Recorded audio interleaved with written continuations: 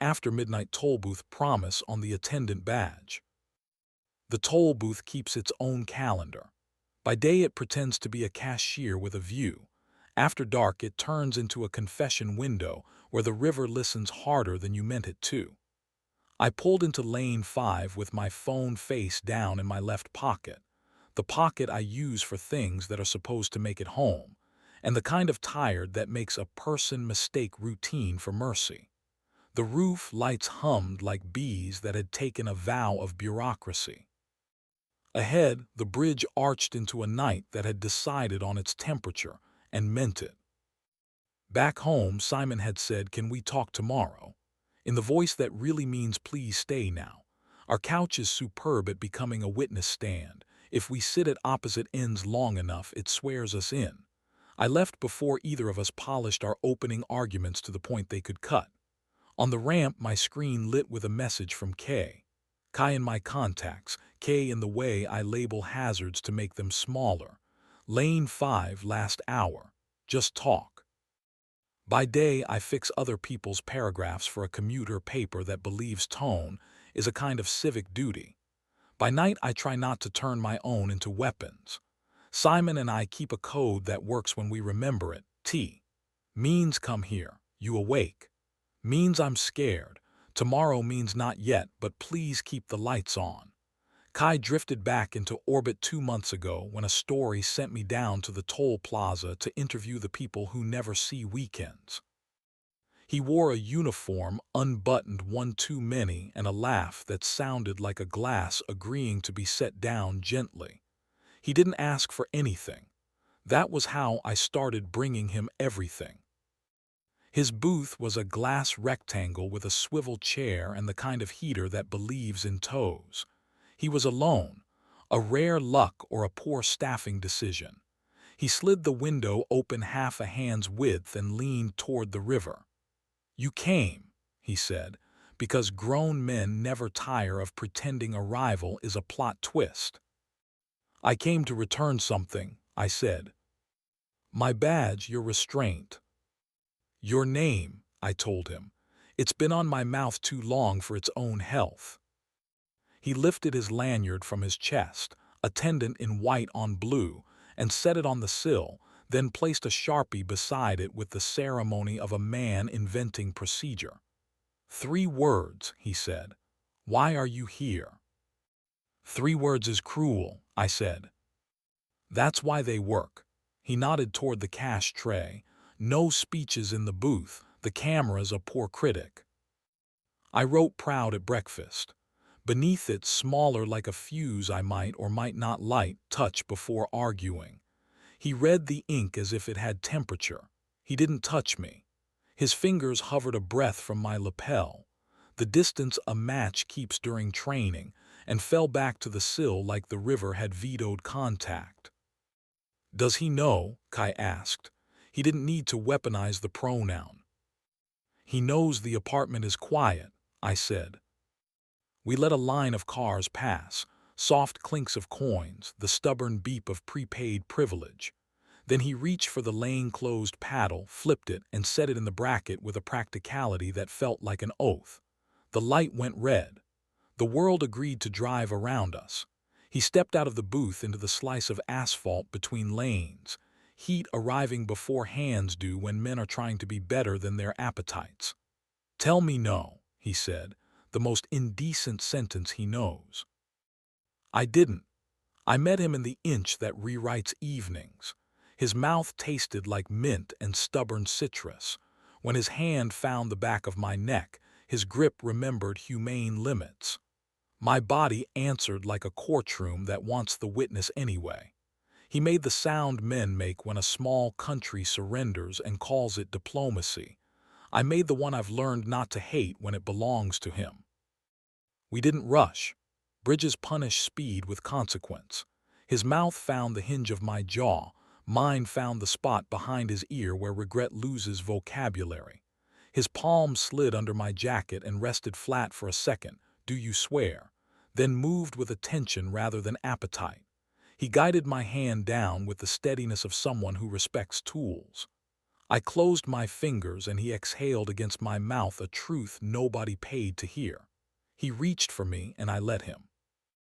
We stayed quiet because asphalt prefers prose. A truck rolled past and threw us a wind that didn't bother to guess our names. "We already cheated," he said when breath remembered its job. "We cheated when we started telling each other the truth before we told it at home." "I know," I said, and the river did not change its mind about gravity. He slid the badge into my left pocket with ceremonial slowness. His thumb traced my wrist once and chose not to stay. He stepped back the moral inch that passes inspection. "I booked a motel by the ramp," he said, not triumphant. "Weather report, not prophecy. Refundable. We could stand at the window and not touch for 60 seconds to prove we remember ceremony.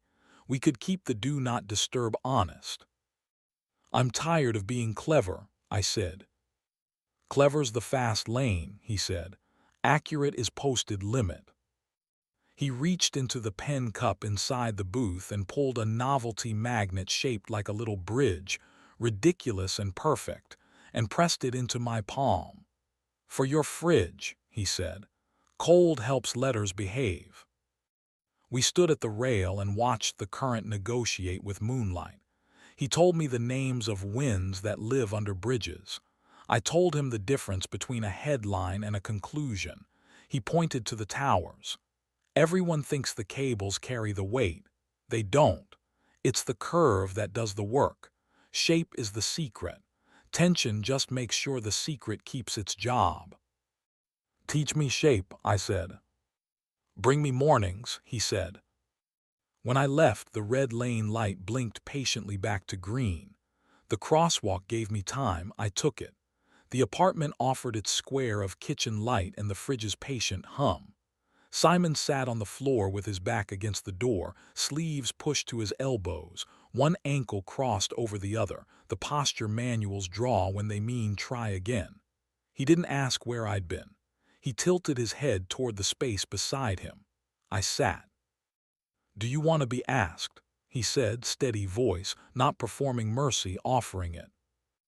"Please," I said, "because prompts are scaffolding when you've been building without permits." "Are you lonely?" "Some nights," I said. "Not here. Not when you ask first. Not when the kettle outruns the reasons." I set his hand on my forearm the way he does when he needs to make sure I'm not inventing weather. His thumb traced once and agreed to believe me. "I feel useful," he said.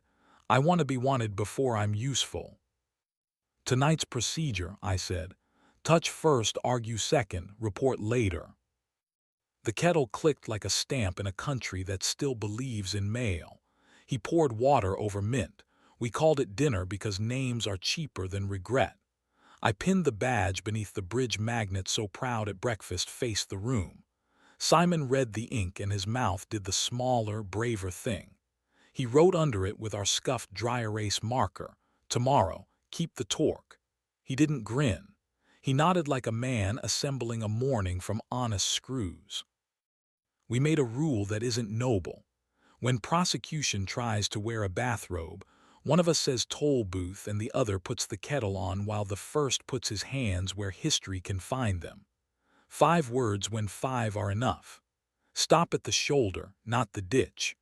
Try to want what we promised, and when we don't, write 3 words on small plastic and tell the room how we'll fail differently tomorrow. Days do what days do when you're trying to be an amateur human with professional consistency. The badge learned the shape of my left hand. Plastic learns its carriers. On the late bus, I drafted messages to no one that began "I didn't ask" because I thought that counted as kindness and ended "May your breakfast go right." I didn't send them. The not sending felt like a skill borrowed from cables. Hold, then forgive. A week later, afternoon tried to be a test. A feature demanded empathy like it was a commodity. A storm pretended the river belonged to it. I walked past the plaza and bought nothing. I left a bottle of water by the staff door with a note, "For whoever is waiting for a sister." A supervisor glanced up and gave me the nod bridges use when they've held and will hold again. On my way home, I slipped a blank violation envelope into my pocket and wrote "Turn" toward your name across the clean side. I didn't light anything. Kai and I adjusted our grammar. Fewer messages. No motels with curtains that believe in absolution. If we failed quieter. If we stopped without applause. Still, we orbited. He sent a photo of the toll plaza at dawn with my initials hidden in the lane numbers. I replied with steam curling over 2 mugs and Simon's unshowy script beneath the magnet, torque. We flirted by engineering. We confessed by traffic. One rain-earnest night, a truck lost its brakes on the down ramp, and panic tried to make a religion of the air. Kai's text, "Stuck gate, help now." I was 3 blocks away and too willing.